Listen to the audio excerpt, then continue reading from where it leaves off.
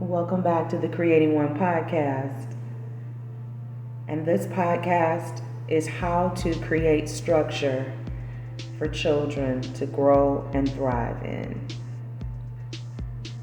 When I was in the classroom teaching, and primarily teaching grades K to 5, even though I was certified K to 8, I primarily did most of my work with K to 5. And then on the last class was a 6th grade self-contained. And periodically throughout my tenure, especially with my 5th grade students, I would have parents contact me or would have conversations with me that their child has expressed a desire to come home with me for the weekend. I had one student in particular, several that would stay behind late, miss their buses so that I could drive them home. And at first I thought maybe perhaps this was because, one year I had a new vehicle, and as much as I tried to keep it a secret from everyone, my students are very perceptive, and so they paid attention, especially the ones that would get there for breakfast and they'd see me pull in the teal car, and then they didn't see a teal car, and then suddenly they started paying more attention and they saw the silver car. Plus, one thing for sure is that where I parked is I could see my vehicle from the parking area. So the students paid attention, okay? And I thought at the beginning of that is that they wanted to ride in the new car. But what I came to realize is that it wasn't anything that, because for the most part, a lot of parents didn't want their kids in my classroom. They thought I was too strict. But then I would have students come to me and ask me why they weren't selected to be in my classroom. And I would always refer them back to their parents. I said, parents have, at this school, your parent has a very huge vote when it comes to what teacher they want their child to be in. And very often parents like teachers who smile a lot and giggle and look like to be somebody that they can hang out with and be friends with and have a beer with.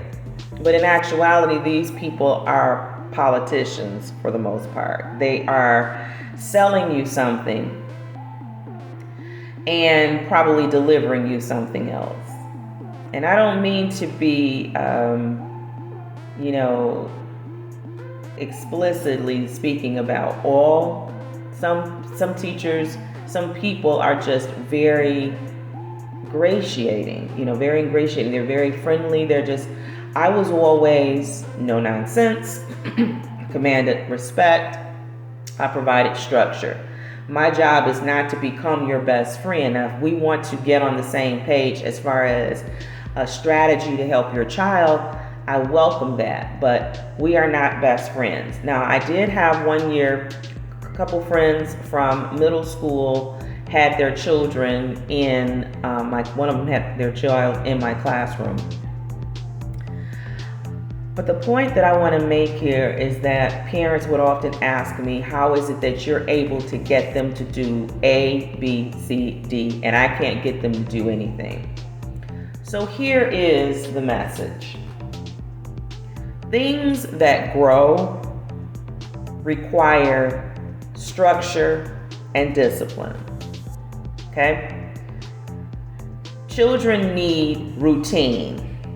Okay, even when they are fighting it and they want to be all over the place, they look forward to having things in their proper order. Okay, you've ever heard the phrase a routine baby is a happy baby.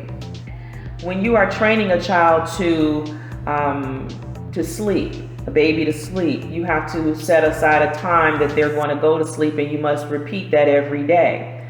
The baby has a circadian rhythm just like everyone else, and they will begin to look forward to their bath time, their cuddles time, their feeding time, their nap time, their stomach time, their time on their tummy. All of these things are what we structure and build around, and we're asked and offered to do by the pediatrician. But then when the child starts to learn how to walk, the only thing that we particularly focus on is potty training them. And some people are not very successful at potty training their child because they can't get on a routine.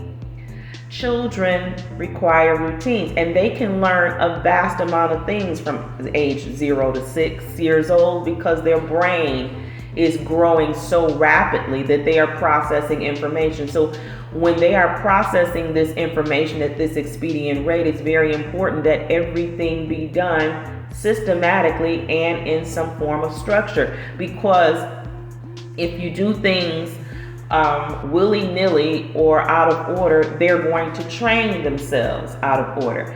I mean, literally, think about how fast a puppy grows. And by the time the litter drops to the time, less than 3 months, it's ready, to start moving around, eating, it sees, and it's ready to move on to its forever home. Children are very much the same way, but they don't do it at that pace. But they do it at an astronomical pace. So whatever it is that you train them to do, and this is why you see some babies are signing and communicating with their parents. Some are potty training early, they're talking early. All of these developmental milestones come based upon the amount of stimulation and routine that is piped into that child. So now the child is off to school, and you raise them kind of like in an environment that where they're here, they're there. And trust me, this is not a condemnation. As parents, sometimes you have to depend and rely on pinch hitters in the village to be able to pick them up here and do this there. And sometimes routine can be kind of chaotic. But I promise you that when your child comes to school, and even the most misbehaved child in the classroom is looking forward to the structure that a very particular teacher is going to provide. And very often it is the teacher sometimes that you don't get the real cuddly, squishy feeling from. Very often the teacher who is going to do the most in making sure your child maximizes on their opportunities is the teacher who provides the most structure. That child depends on that structure. That child yearns for that structure. So your child is in a classroom where a teacher provides this kind of structure. And then you're wondering why that child is doing very well in citizenship. They're demonstrating leadership. They're being asked and promoted to being able to do certain tasks and everything. And you're wondering, wow, who is this child? This is a child with loads of potential, but needs structure in order to thrive, as most and all children that I've met thrive in a structured environment. So when parents ask the question, or you ask the question, how do I get my child to do what I ask them to do? The first thing you need to do is ask yourself, is the environment that I am raising them in structured? Do I pick them up at the same time? Or as the person who picked them up at the same time, are they on time? Is meal time at or about around the same time? Homework time, play time, computer time, time spent doing their extracurricular activities. How about bedtime? This is one of the most difficult things for parents to connect with when it comes to how their child navigates the morning and the day. Now, don't get me wrong. There are some children, I have nieces who fight going to sleep and know they're going to struggle with getting up in the morning. Some of them are just not morning people. They love the evening, they love the night, they love their technology, and they could do that all day. Literally, if left alone, it would just be them and their devices. But they have to go to school. So they have to go to bed at a specific time because they have to get up at a specific time. They have to meet their bus at a specific time. So what I'm asking of you is that work on trying to create a structured environment. The structured environment is not just going to help the child, it's going to help you. And why I say it's going to help you is because you, as the primary caregiver, your energy is going to be perceived either positively or negatively based upon the structure and how you deal with the things that are going on in your life. Now, is life perfect? Absolutely not. There are things that life are going to deal us that we're not going to always be prepared to deal with. But your environment cannot be regularly chaotic and expect the child to come to school, have structure, or deliver structure, or better yet, desire to come home with you on the weekend. Because for the most part, this is when a lot of the students would ask me, could they come and spend time with me? Can I come and spend time with you on the weekend? I'm like, Miss Moore doesn't do anything. I just, clean up, I cook food, I do my laundry, my shopping, or whatever. It's boring. It's no different than probably what you do. But they were like desperate need to want to come home with me.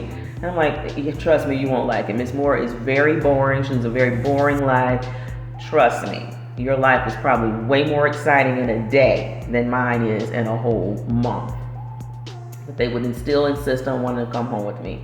So the point of the matter is that how you create a structured environment is make sure that the people who you entertain with you during a very specific time. And that doesn't interfere with your time of getting to sleep, your time of making sure that you've got your shopping done, whatever the household chores that you and the children are doing in order to make sure that the house is running smoothly and that it's a clean environment. Make sure that you have routine. And how you create a routine for your child, again, is by how you create and provide structure in that environment. When children come to school, or they come to my classroom for the most part, they have a procedure for everything that they do. How to get up and sharpen pencils. There's a specific time that they get to freely sharpen their pencils and they can roam around. And this is before that first bell rings and I come off of my hall duty. They can sharpen their pencils if their pencils don't have sharpening. If they need paper, materials, bell work, whatever things they need to do, it's a structure. There's a routine. They know exactly what to expect. Second, they know what to do when Miss Moore happens to be absent. I've spoken about this before. Substitute teachers would say to me, all they would have to do is just sit and observe. It would be so boring sometimes for them because the children would just be moving around like they're in their own city, interdependent of each other, not fighting, not getting into it with each other, just moving around their day, knowing what time we're doing what, passing out the papers, making sure everybody has what they need. The reason why this is very important to have structure is so that in the event you are not able to be there, the child still has the routine. They can teach the caregiver or the eyes that are watching them, this is what we do and this is how we do it. And that child has something lasting with them for all time. One of the families that I follow on YouTube, and I'm going to create a special playlist for the village. I'm not sure how I'm going to title it, but one of the primary families that I follow on YouTube are the Grimways. And they are a mixed family out of the UK. And I remember they're one of the channels that I prayed for, and they grew astronomically. And the family has thrived so much as an independent, interdependent unit. And they are a family that when I started watching, there were just a handful of children, and then now they've grown. There was like 4 kids, and now they've grown. They've added 3 more. Ella was pregnant with Rue, and after having Rue, then she had Houston Scarlett, and then the most recent baby that was born this year is Halo Monet. And they had a vision for how they wanted their relationship to be when they were courting each other. And they married. They're a Christian family. They homeschool their children a lot. They get a lot of love and support, but they also get critics from people who don't quite understand how this works. And that's what you're going to have that. You're going to have critics whether you're on YouTube or not. There are going to be people who are going to think they know more. And one of the things that I love about them is that there is this unit of one. The children are being trained and taught how to do things, because as parents, you don't know how much time you're going to get with this child. So you have to remember that when you bring them into this world, that you are not training them to be children. You are preparing them to be adults. So this idea of doing everything for them is handicapping them. And it's not only handicapping them, but it is creating a narcissist who believes that the world revolves around them. So no matter what your child's outside influences may be, your job as a parent, as a caregiver, as a provider is to make sure that your child has structure and it has discipline. Don't be the reactionary parent who responds to everything. If you create structure, the child already knows what to do, can anticipate what is to come, and they do not have this anxiety that I see so many children have, this anxious energy of what is going to come, what to do if this happens. They don't have any foundation. They have no way to navigate. Parents have come to me and said, or members have come to me and said, this generation is so entitled, and where do you think that came from? My generation primarily are the parents of the Z generation. Now, I didn't have children, I didn't contribute to it. However, it is my generation who has to own that. We spent so much time giving our children so much that we forgot to give them love and structure. We got farther and farther away from spending quality time with them. Now, some of my generation gave birth to some millennials, the last leg of the millennials. However, the reality is that by and large, the people that my generation is complaining about, which is the X, we're complaining about mostly is the generation we created. We're talking about how entitled they are and how selfish they are. There are children that are not raised to be this way. I know them personally. Some of them are in my family. They are being given opportunities to grow, learn, and develop their talents. But there's also structure. There's discipline. There's responsibilities that they must undertake. There is them accepting responsibility for the things that they desire and the troubles that they get into. If you protect them and you shield them, they will get to a place when they become adults where they will become criminals because they are not socialized to accepting responsibility for their behaviors.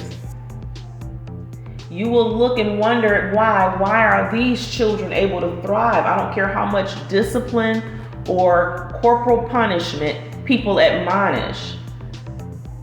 Structure and expectations provided an opportunity for these children to grow. Even when they set aside their mess and began to walk in their purpose, they were able to do so because they were able to realize and actualize that the discipline that they received helped to make them a better person. Because the more you start to complain about what you didn't have, you should start looking at some of the people who had less. I noticed recently some people have started to evaluate their foundation and take a look at whether or not the foundation that they received gave them what they needed to soar and fly. And if that foundation didn't, what was the substitutes? What was in the village that helped you to be able to have what you needed? And then once you gather that, what do you need more from life through lessons, through education, through experiences that's going to help shape you to become who you need to be? We will do our children a world of good going forward. If the one thing that we do, if we can't do anything else, is to stop making excuses for their behavior. I have seen parents help their children commit crimes like breaking out of custody. And the only thing that comes to my mind is this is a parent who knows they weren't there for that child. So now they're willing to surrender their freedom to make sure that child has an opportunity. I heard the child, while he and his mom were being arraigned, him as an escapee and on the litany of charges that he had incurred that got him into custody in the first place. And then his mother standing there before a judge as the prosecutor unloads and unpacks the charges that she's now going to be facing. And the only thing you heard that child hollering as he was exiting the courtroom was, "Somebody bond me out." He didn't think about his mother. It was free me. And this is all indicative of a parent who did not provide the child. I've seen parents say 30, 40 years ago that they gave their child a lot of material things because they weren't able to be present. And then I see youngsters my age at 19, 20, and 21, 22 years old jumping into being a parent before they've established themselves as a career, before they know who they are, thinking they just want to be a better parent because they know they got the tools to be a better parent. And reality is that sometimes you can spoil your child by not being able to be there for them. You give them too many things to replace the nurturing and the time. And these are things that you're never going to get back. Whatever you do, provide yourself an opportunity to get structure in your own life, because you can't teach your child what you yourself do not know. Thank you, and I'll see you in the next one.